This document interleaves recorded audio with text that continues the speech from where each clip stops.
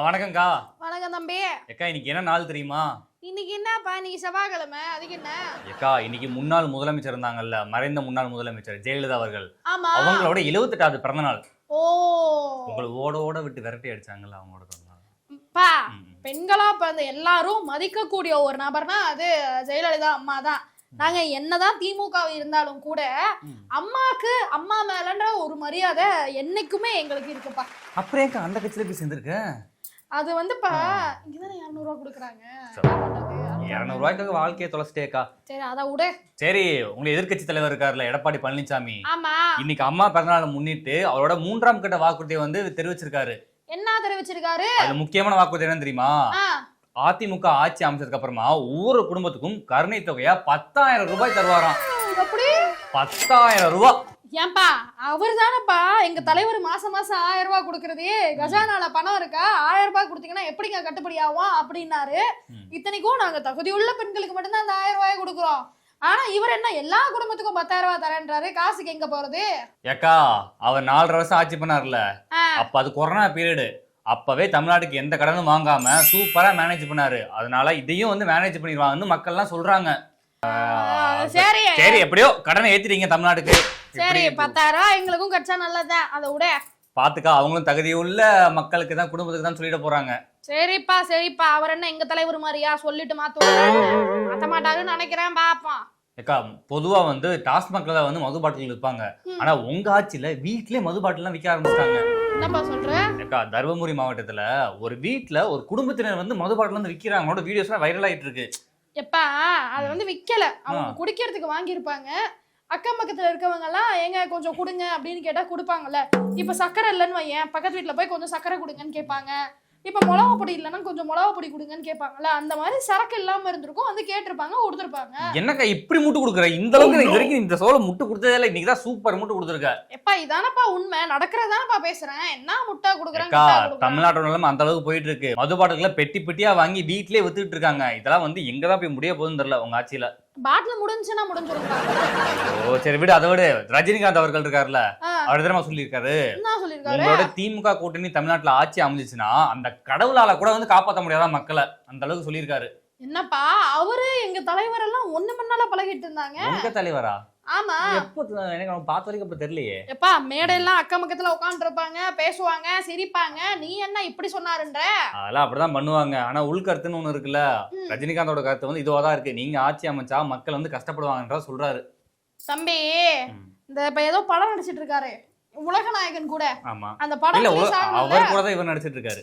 எங்க உலகநாயகன் கூட தான் அவர் படம் நடிச்சிட்டு இருக்காரு. இல்லக்கா, ரஜினிகாந்த் கூட தான். பாத்தியா இல்ல, கேஹெச் தான் ஃபர்ஸ்ட் இருந்துச்சு, அப்புறம் தான் ஆர்கே இருந்துச்சு. அதனால எங்க உலகநாயகன் கூட படம் நடிக்கிறார்ல, அந்த படம் சுமூகமா வரணுமா வேணாமா? சரி, அதனால வாயை முட்டை உட்காந்து போக சொல்லு தம்பி. இதெல்லாம் தேவையில்லாம எங்க கட்சிக்கு எதிரெல்லாம் பேசி நம்மள மாட்டிக்க வேணாம்னு சொல்லு. மிரட்டலப்பா, இதானே நடக்க போகுது, அதான் சொல்றேன். வீட்டுல மது பாட்டில்கள் விற்கிறாங்க, அது ஒரு பக்கம் இருக்கட்டும்.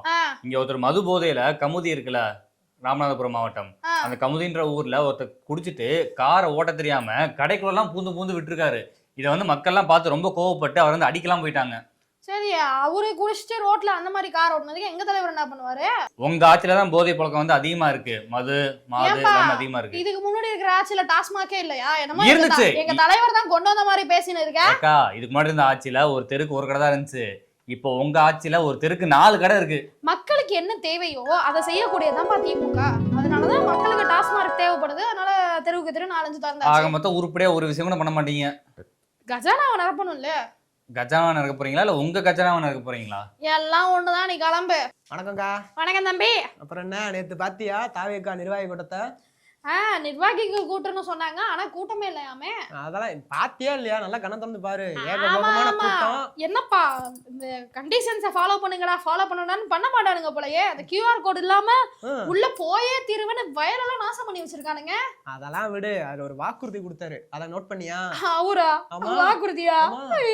காமெடியா இருக்குப்பா. என்ன வாக்குறுதி? அதாவது ஆட்சி அமைச்ச உடனே முதல் கட்டமா எல்லா கிராமத்துக்கும் போய் எல்லா மக்களையும் போய் சந்திக்கிறேன்னு வாக்குறுதி அளிச்சிருக்காரு. எப்படிப்பட்ட வாக்குறுதி பத்தியா? ஆட்சி அமைச்சோட மக்களை சந்திப்பாரா? ஒரு 50 வருஷம் ஆகுமா மக்களை சந்திக்க? இந்த எலெக்ஷன்ல ஆட்சி அமைச்சரன்னு இருக்காரு. எப்பா ஒரு தலைவர்னா யார் தெரியுமா? களத்துக்கு வரணும், மக்களை சந்திக்கணும், மக்கள் பிரச்சனை என்னன்னு தெரியணும். இதெல்லாம் தெரிஞ்சுக்காம நானும் கட்சி ஆரம்பிச்சிட்டேன். பனையூர்ல பண்ணையாரா உட்காந்துக்கிட்டு எலெக்ஷன்ல ஜெயிப்பேனா எப்படி? அதானே, வெறும் வாய் வாக்குறுதி கொடுக்க முடியுமா? வாய் வாக்குறுதியா? வாய் வாக்குறுதி கொடுத்தாலும் எங்க தலைவர் நிறைவேற்றுறாருப்பா. இன்னைக்கு எங்க தலைவர் அறிவிச்சிருக்காரு பாத்தியா எடப்பாடி? என்ன அறிவிச்சிருக்காரு? கைத்தறி நெசவாளர்களுக்கு 450 யூனிட் மின்சாரம் இலவசம்னு. உங்களை மாதிரி மின் கட்டணத்தை ஏத்தி அழகு பாக்குறவர்ல எங்க தலைவர். ஓ தம்பி, எங்க தலைவர் தான் கைத்தறி நெசவாளர்களுக்கு இது பண்றோம் அது பண்றோம் அப்படி இப்படின்னு நிறைய எல்லாம் சொல்லியிருக்காருப்பா. அது மட்டும் இல்ல, மீனவர்கள் தடை காலத்துல அவங்களுக்கு நிவாரண தொகையா 12,000 வழங்கப்படும்னு அறிவிச்சிருக்காரு. எங்க தலைவர் தான் மீனவர்களுக்கு கல்லு வச்ச வீடு கட்டி தரேன்னாரு, அவங்களுக்கு நிவாரணம் கொடுக்க போறேன்னாரு சொன்னாரு. செஞ்சாரா? சொல்ற எல்லாத்தையும் செஞ்சிட முடியுமா? சொல்லுவோம் தான். அப்புறம் எதுக்கு சொல்றீங்க? ஏதாவது பேசணும்ல நாங்களும் எங்க தரப்புக்கு, அதனால எல்லாத்தையும் சொல்லுவோம் தம்பி. எங்கது அப்படி இல்ல, சொன்னா அதை செஞ்சிருவோம். அதுதான் எங்களோட ஆட்சி. பாரு, அடுத்தடுத்து வாக்குறுதிகள் வந்துகிட்டே இருக்கும், அதுக்கப்புறம் அறிவிச்சுக்கிட்டே இருங்க. ஆனா ஏதாவது நிறைவேற்றுறீங்களான்னு பாப்போம். ஆட்சி அமைஞ்சாலும் நீயே பாப்ப, எத்தனை இதை நிறைவேற்றுறோம் நீயே பாப்ப. சரி பாக்குறேன். அதாவது பரவாயில்ல, நம்ம சின்னம்மா இன்னைக்கு இதுக்கு போயிருக்காங்க பாத்தியா, கமுதிக்கு. உங்க சின்னம்மாவா? எங்க சின்னம்மாவா? நம்ம சின்னம்மா தான். அது யாரப்பா நம்ம சின்னம்மா? சசிகலா. அப்படி சொல்லுப்பா. என்னமோ சின்னம்மானா எங்க அம்மா கூட பிறந்தவங்களா சின்னம்மான்ற? இன்னைக்கு கமுதிக்கு போயிருக்காங்க. அம்மாவோட பிறந்த நாளான நேத்து வந்து அம்மா சமாதியில போய் கும்பிட்டுட்டு இன்னைக்கு ஒரு முக்கிய அறிவிப்பு வெளியிடுவேன் அப்படின்னு சொல்லியிருக்காங்க. எங்க போயிருக்காங்க? இன்னைக்கு கமுதி போயிருக்காங்க. சவுதியா? கமுதி. நான் நினைச்சேன் வெளிநாடு போய் செட்டில் ஆயிடுவாங்கன்னு சொல்லி. அண்ணன் தமிழ்நாட்டுல தான் சுத்திட்டு இருக்காங்களா? ஆமா, இன்னைக்கு பாரு ஒரு முக்கிய அறிவிப்பு இருக்கும். சொல்ல முடியாது, ஒரு அரசியல் கட்சி கூட அறிவிக்கலாம் அப்படிங்கிற மாதிரி நெட்டிசன்கள் பேசிட்டு இருக்காங்க. எப்படி ஓபிஎஸ் வந்து திமுகவுக்கு ஆதரவு கொடுத்தாரோ அந்த மாதிரி சின்னம்மாவும் எங்களுக்கு ஆதரவு கொடுத்தாலும் ஆச்சரியப்படுறதுக்கு இல்ல. ஏன்னா என்டிஏ கூட்டணில சேர்த்துக்க மாட்டேன்ட்டாங்க. இங்கேயும் போக முடியாம அங்கேயும் போக முடியாம அல்லாடிக்கிட்டு இருக்காங்க தம்பி. நீ வேணா பாரு, நாங்க எங்க ஆதரவு திமுகவுக்கு தரோம் அப்படின்னு சொல்லிட போறாங்க. உங்களுக்கு எதிராதான் அவங்க இருப்பாங்க. நீ வேணா பாரு. இப்படிதான் ஓபிஎஸ் டிசம்பர் 15ஆம் தேதி முக்கிய அறிவிப்பு கொடுக்குறேன், அது அரசியல் வாழ்க்கையில ஒரு முக்கியமான ஒரு திருப்பு முனையா இருக்க போதுன்னு அவ்வளவு பேசினாரு. இன்னைக்கு பாத்தீல, ஸ்டாலின் மாதிரி ஒரு சிறந்த முதல்வர் இல்லங்க அப்படின்றாரு. அந்த மாதிரிதான் சசிகலா அம்மாவும் சொல்ல போறாங்க. அவ்வளவுதான். அவர் சொன்னாருக்கா, இவங்க சொல்லுவாங்கன்னு இல்ல. நீ வேணா பாரு, அவங்க எங்க கூட கூட்டணிக்கு வந்து உங்களுக்கு பெரிய ராமமா போட போறாங்க. ராமமா நாமமா தம்பி? ஏதோ ஒண்ணு தெளிவா பேசு. என்ன டாஸ்மார்க் போயிட்டு வண்டியா காலைல? இவ்வளவு வளர்ற. அக்கா வணக்கம். வணக்கண்ணே. நல்லா இருக்கீங்களா? நல்லா இருக்கேன். நீங்கண்ணே? நல்லா இருக்கோம்க்கா. ஏக்கா, நீங்க இந்த 5000 ரூபா கொடுத்து அலப்பறை பண்ணிட்டு இருந்தியா, இன்னைக்கு பாத்தீங்களா? ஏடிஎம்கேல என்ன நடந்திருக்குன்னு பாத்தீங்களா? தெரிக்க விட்டுருக்காங்க. 3ஆம் கட்ட அறிவிப்பு ஏதாவது கேள்விப்பட்டீங்களா? ஆமா இந்த வரவன் போறவெல்லாம் எங்க எடப்பாடி தலைவர் வந்து 3ஆம் கட்ட வாக்குறுதி கொடுத்துட்டாங்க. என்னமோ வீட்டுக்கு 10,000 ரூபாய் தராராம். அதுக்கப்புறம் இந்த 450 யூனிட் நெசவாளர்களுக்கு கரண்ட் தராராம். என்னென்னமோ பேசிட்டு இருக்கானுங்க. அதோட பாத்தீங்கன்னா முக்கியமா கவனிக்க வேண்டிய அவசியமான ஒரு விஷயத்த சொல்லியிருக்காங்க. என்னன்னு கேட்டீங்களா? என்ன அது? படிச்சுட்டு 12ஆவது படிச்சுட்டு நம்ம வேலை வாய்ப்பு தேடி வந்து எம்ப்ளாய்மெண்ட் ஆபீஸ்ல பதிஞ்சு வைப்போம். உங்களுக்கு எல்லாம் ஞாபகம் இருக்கா? பதிஞ்சிருக்கல? அப்படி அதெல்லாம் எதுக்குன்னு பதிஞ்சு பிரயோஜனமே இல்லாம இருக்கும். ஆனா எடப்பாடியார் என்ன சொல்லியிருக்காரு பத்திலா? பதிஞ்சு வச்சுட்டு வேலை கிடைக்காம காத்திருக்கிற அனைவருக்கும், அனைத்து மாணவர்களுக்கும் 2000 வழங்கப்படும் சொல்லியிருக்காங்க. எல்லாருக்கும் 2000 கொடுப்பாரா?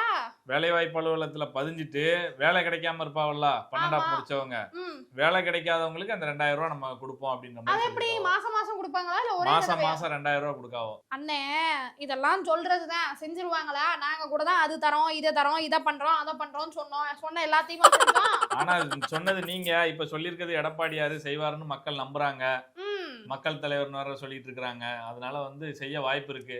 பாப்போம், பொறுத்திருந்து பாப்போம் அப்படி என்னத்தை தான் செய்யறாங்கன்னு. அதே மாதிரி ஏழை எளிய மக்களின் முதல்வர்னு சொல்றதுக்கு பொருத்தமா இந்த ரோட்டு ஓரமா கடை வச்சிருப்பா பாத்தீங்களா? ஆமா, அவங்க எல்லாம் வந்து இந்த வங்கி மூலமா, கூட்டுறவு வங்கி மூலமா சின்ன சின்ன கடன் வாங்கியிருப்பாங்க. நம்ம ஆட்சிக்கு வந்த உடனே அந்த கடன்கள் முழுமையாக தள்ளுபடி செய்யப்படும்னு எடப்பாடியார் பேசியிருக்காரு. அவங்க ஆட்சிக்கு வந்து எடப்பாடியார் பேசியிருக்காருன்னு சொல்லக்கூடாது, அறிக்கை, தேர்தல் அறிக்கையில 3ஆம் கட்டத்துல அதுவும் ஒரு முக்கியமான விஷயம். அண்ணே, எங்க சின்னவர் கூட சொன்னாரு, நீங்க வந்து வீட்டுல 5 பவுன் நகை வச்சிருந்தீங்கன்னா உடனே போய் பேங்க்ல வைங்க, நாங்க வந்தோட அந்த நகையெல்லாம் திருப்பி தரோன்னு. திருப்பி தந்தாங்களா? அவர் சின்னவர்ன்றதுனால பண்ணலன்னு நினைக்கிறேன். எடப்பாடியாரா பெரியவரா பாக்குறாங்க, கண்டிப்பா பண்ணுவாங்கன்னு மக்கள் நம்புறாங்க. இந்த பாருண்ணே, சும்மா வரவங்க போறவங்க எல்லாம் இது செய்யறோம் இருக்காரு, அது செய்யறோம் இருக்காரு, அப்படி பண்ணுவாரு இப்படி பண்ணுவாருன்னு சும்மா முட்டு கொடுத்துட்டு இருக்காதீங்க. பாருங்க, எல்லாம் தேர்தல்ல எதிரொலிக்க போகுது பாருங்க. நல்லா ஒலிக்கட்டும். சிரிப்புலி எங்க கையில இருக்கு, நாங்க பாத்துக்கிறோம்.